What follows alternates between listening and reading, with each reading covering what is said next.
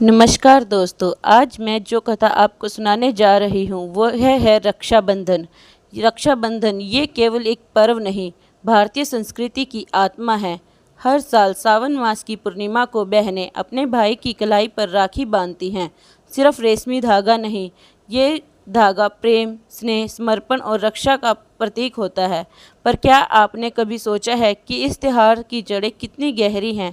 आज की इस विशेष प्रस्तुति से हम जानेंगे कि किस तरह से द्रौपदी और श्री कृष्ण के बीच एक सरल सा क्षण इस त्योहार का सबसे सुंदर प्रतीक बन गया और कैसे श्री कृष्ण ने द्रौपदी के प्रति अपने भाई होने का फर्ज निभाया। महाभारत काल में शिशु बार बार श्री कृष्ण का अपमान करता था। श्री कृष्ण ने उसे 100 अपराधों की छूट दी थी, लेकिन जब सीमा पार हुई तो उन्होंने अपने सुदर्शन चक्र से उसका वध कर दिया। उसी समय श्री कृष्ण की उंगली कट गई और उनकी उंगली से रक्त बहने लगा।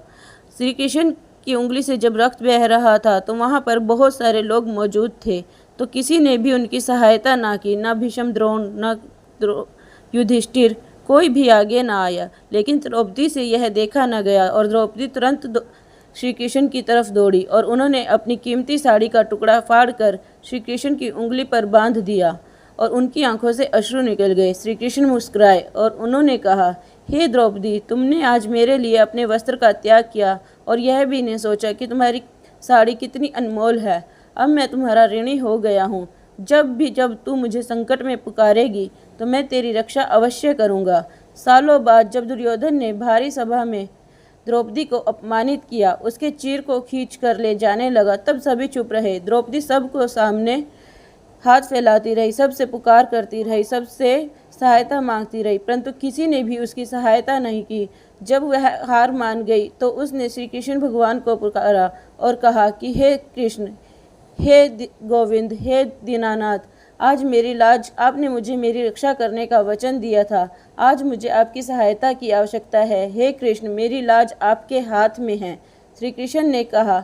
श्री कृष्ण ने अपना वचन निभाया। उनका चमत्कार हुआ। द्रौपदी की साड़ी बढ़ती चली गई और दुशासन थक गया, सभा थक गई, लेकिन वस्त्र समाप्त नहीं हुआ।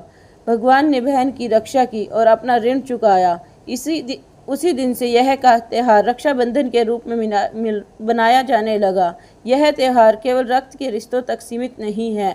जब संबंध मन से, आस्था से और संस्कार से बनते हैं तो भाई कोई भी हो सकता है, भले ही वह स्वयं ईश्वर ही क्यों ना हो। एक सच्चे रिश्ते में कोई अपेक्षा नहीं होती, ना कोई मांग की, ना कोई सौदा, और बदले में श्री कृष्ण ने जो दिया वह अमर हो गया। आज जब बहनें राखी बांधती हैं तो वो मन में केवल सुरक्षा नहीं मांगती, विश्वास भी मांगती हैं। और जब कोई भाई रक्षा करता है तो वो केवल बहन की रक्षा नहीं करता, वो संस्कृति की रक्षा करता है। इस रक्षाबंधन आइए हम श्री कृष्ण की तरह वचन निभाएं। रक्षाबंधन सिर्फ पर्व नहीं, यह वचन है, भावना है और हमारी सनातन संस्कृति की पहचान है।